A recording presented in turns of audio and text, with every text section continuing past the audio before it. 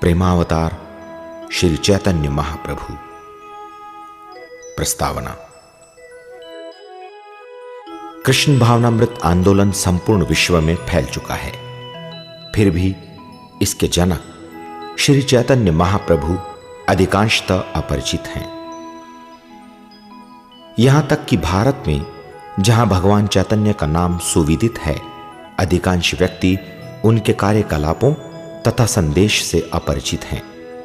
कुछ व्यक्ति जो उन्हें जानते हैं, वे भी उन्हें मात्र एक महान भक्त मानने की त्रुटि करते हैं, जबकि प्रमाणित शास्त्र बताते हैं कि वे पूर्ण पुरुषोत्तम भगवान हैं। ये परिचायक पुस्तक भगवान चैतन्य के कार्यकलापों एवं शिक्षाओं को संक्षेप में प्रस्तुत करने का प्रयास है।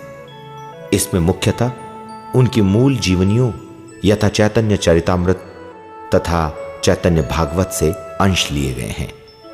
परंपरागत हिंदू समाज की कई प्रथाएं, रीतियां, व्यवहार तथा भगवान चैतन्य के व्यक्तित्व का भी इसमें विस्तार पूर्वक वर्णन है। ये वर्णन अनभिज्ञ व्यक्ति को आश्चर्यजनक प्रतीत हो सकते हैं, तथापि पाठकों से यह निवेदन है कि विषय को धैर्य तथा पक्षपात रहित होकर पढ़ें। ऐसा करने से वे भगवान चैतन्य की दया, मधुरता, उनके मनोभाव तथा उनके आंदोलन की कुछ सीमा तक सराहना कर पाएंगे।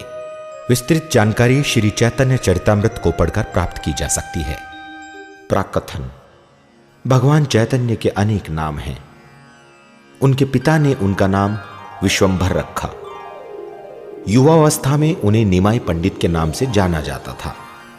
जब उन्होंने संन्यास ग्रहण किया, तब वे श्री कृष्ण चैतन्य कहलाए। वे श्री चैतन्य महाप्रभु या केवल महाप्रभु के नाम से भी सुविख्यात थे। अपनी लीलाओं में वे गौरांग अथवा गौर हरि के नाम से जाने गए, क्योंकि उनका वर्ण गौर यानी स्वर्णिम था। भगवान ने अपने प्रथम 24 वर्ष पश्चिम बंगाल में नवद्वीप नामक स्थान पर व्यतीत किए। तदुपरांत उन्होंने गृहस्थ जीवन का त्याग करके संन्यास ग्रहण किया। पुरी को अपना मुख्य कार्यस्थल बनाकर महाप्रभु ने 6 वर्षों तक दक्षिण भारत, बंगाल तथा वृंदावन में भ्रमण किया। अपने प्रकट लीला के अंतिम 18 वर्ष उन्होंने पुरी में बिताए, जहां वे कृष्ण प्रेम के गहनतम महाभाव में और गहरे उतरते गए। भगवान चैतन्य द्वारा प्रदर्शित भावावेग पूर्वी तथा पाश्चात्य धार्मिक रहस्यों के इतिहास में अद्वितीय हैं। उनके जीवनी लेखकों ने यह लिपिबद्ध किया है कि महाप्रभु के कृष्ण वियोग के महाभाव में कभी कभी सिर, भुजाएं तथा पैर कछुए के समान शरीर में समाविष्ट हो जाते थे। कभी कभी उनके अंग शरीर से अलग हो जाते थे और मात्र त्वचा द्वारा आपस में जुड़े रहते थे। अधिकतर समय जब महाप्रभु हरे कृष्ण का कीर्तन करते तथा नृत्य करते, तब उनके अंगों में कंपन पैदा हो जाता। नेत्रों से अशुद्ध धारा बहने लगती तथा मुंह से फेन निकलता। वे हवा में ऊंचा कूदते तथा इतनी जोर से धरती पर गिरते कि धरती हिल जाती, परंतु आध्यात्मिक भाव में होने के कारण उन्हें कोई पीड़ा का अनुभव नहीं होता तथा वे हरे कृष्ण का कीर्तन करते रहते। गौड़ीय वैष्णव प्राधिकारी इस बात की पुष्टि करते हैं कि ऐसे दिव्य कायांतरणों यानी लक्षणों का दिग्दर्शन साधारण मनुष्यों के द्वारा संभव नहीं है। अतः वे भगवान चैतन्य को पूर्ण पुरुषोत्तम भगवान कृष्ण से अभिन्न मानते हैं।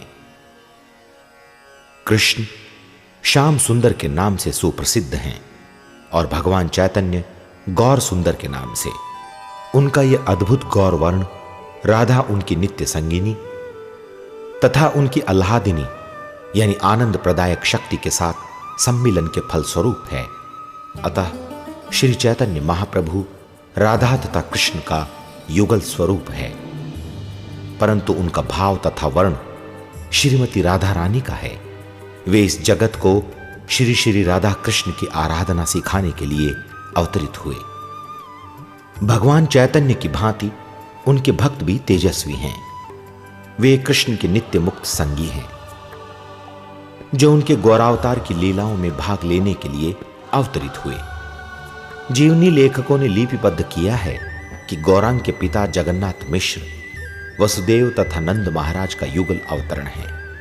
क्रमशः कृष्ण की द्वापर लीला में उनके जनक तथा पालक पिता, उनकी माता शची देवी, देवकी तथा यशोदा का युगल अवतार हैं। क्रमानुसार कृष्ण की माता तथा धात्री नित्यानंद प्रभु बलराम हैं। अद्वैताचार्य महाविष्णु तथा सदाशिव का युगल अवतार है। गदाधर पंडित राधा रानी हैं। नारद मुनि श्रीवास पंडित हैं। स्वरूप दामोदर विशाखा सखी हैं। गोपी ललिता रामानंद राय हैं।